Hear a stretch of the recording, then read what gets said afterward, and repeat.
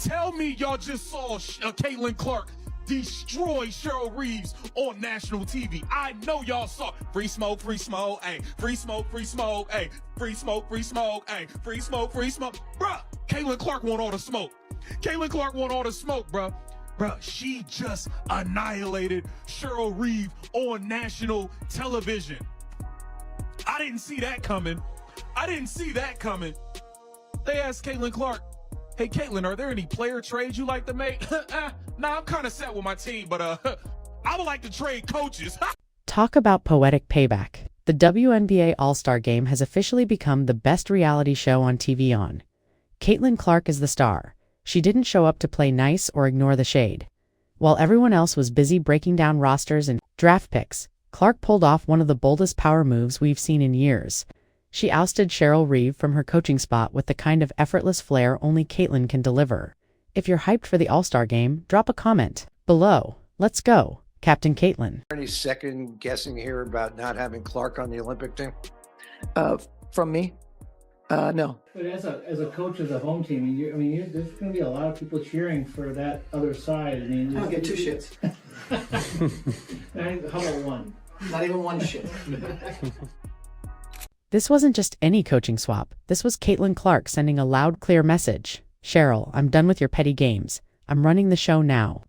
After everything Clark endured being snubbed from the Olympics, the jabs on social media, and the constant efforts to downplay her impact, she finally had the chance to flip the script, and she did it with purpose, making sure Reeve understood exactly how she felt about that so-called leadership. Oh, this is the first time I've ever seen this, man. The first time out of all the times I've seen where two star players are picking up players. They ask for a trade, or the median person asks for a trade, and they're talking about trading the coach. Let's be real, there's no universe where this wasn't personal. During that ESPN broadcast, Caitlin Clark locked eyes with Nafisa Collier and said, I don't know if this is technically allowed, fully aware of what she was about to do, and she didn't care. The decision to swap coaches had already been made. The boldness, the swagger, it was all there. Clark fans had been waiting for this moment long before Cheryl Reeve ever started stirring the pot. The WNBA All-Star Draft was fun between Caitlin Clark and Nafisa Collier, the team captains, picking the players, picking the rosters. But the most interesting aspect was the coach swap, because Clark traded Cheryl Reeve, who was the coach of her team, or was to be the coach of her team, to Collier for Sandy Brondello, the coach of the New York Liberty. Cheryl Reeve probably thought she could coast through the All-Star Game, assuming Caitlin Clark would play along like nothing ever happened. Big mistake. Clark doesn't forget Tand. She definitely doesn't bow to coaches who've spent the past year mocking her instead of supporting the league's biggest star. But I think we've already discussed we are going to trade coaches. He's going to take her coach, Sandy Brondello. Let's be honest, the history between these two is messier than a soap opera.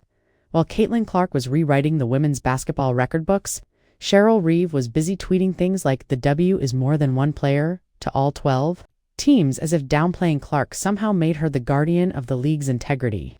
And let's not forget how she dodged every question about Clark's Olympics snubbed, despite being the one who built the roster.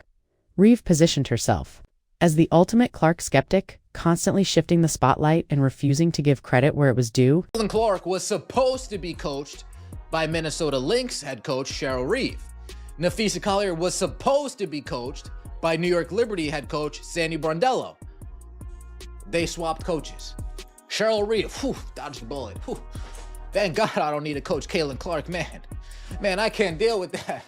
I would have had to swallow so much pride, I can't do that. Fee, she probably called him the Fee, talk to Caitlin, please. I can't coach her, I can't do it. This book's about to come out. You know what they're gonna be saying if I'm coaching Caitlin Clark and the book's out? Oh, God. Fee, please, Fee. So, what separates champions from bitter coaches? Sharp memory and sharper execution? Caitlin Clark didn't forget a single slight, every dismissive comment, every eye roll, every subtle jab. And when the moment came, she struck with precision. She dropped Cheryl Reeve and chose Sandy Brondello instead, the coach, who just led New York to a WNBA title and back-to-back finals appearances, from a dismissive critic to a proven winner. That's what we call an upgrade. And Sandy's reaction? Perfect. Her teenage son texted, "Mom, you got traded," and she just laughed it off. No ego, no drama, just, the champion energy Clark was looking for. Bordello's like, oh yeah, this is good. This is good. This is good. So wait, Caitlin Clark had Chrissy Sides, who never let her. Okay. Now she's got Stephanie White, who wants to do off ball. Oh, okay. And now Sadie Bordello's like, wait, oh, I could show Caitlin what she's been missing this whole entire. I can set up an offense like, oh, here comes recruitment year of 2028. Cheryl Reeve had to sit and watch as Caitlin Clark casually erased her on live national television. This is the same coach who thought she could control Clark's narrative, only to be completely outshined by the very player she tried to sideline. And when the reality hit, you could practically see the steam coming out of her ears. Of course, Reeve is Collier's head coach for the Minnesota Lynx, so that makes sense. But the drama is going to come from Reeve having previously been critical on social media about the amount of attention Clark received relative to the rest of the league, not to mention being the coach of Team USA that Caitlin Clark was so famously snubbed from. And let's be clear, Clark didn't just drop the mic on Reeve. She built a dream team while doing it. Just look at this stacked roster. Aja Wilson, Jackie Young, Kelsey Mitchell, Gabby Williams, Aliyah Boston, Sabrina Ionescu, and Satu Sabali. That's not just an all-star squad, that's a full-blown powerhouse. A juggernaut built to dominate, not just compete. Clark didn't come to play around. She came to win. Caitlin Clark actually has a complete roster to start her team. She's got Caitlin Clark at the 1, Sabrina Ionescu at the 2, Satu Sabali at the 3. She must have heard the chatter in the offseason of fans saying, let's get Satu Sabali. I'm just saying, she might have heard a thing or two. We got AB at the 4 and Aja Wilson at the 5. Starters for starters, this should be a victory.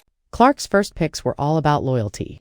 She made it clear she rides for her team by selecting her Indiana Fever teammate Aliyah Boston with the No. 1 overall pick.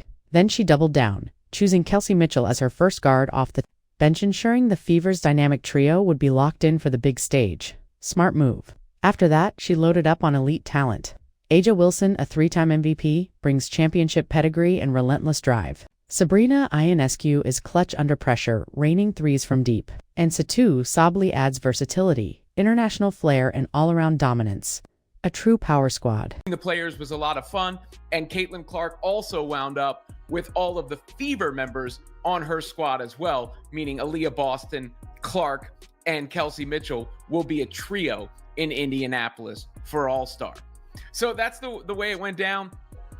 Here are the teams. You can see Caitlin Clark celebrating what she was able to accomplish here. That's her squad.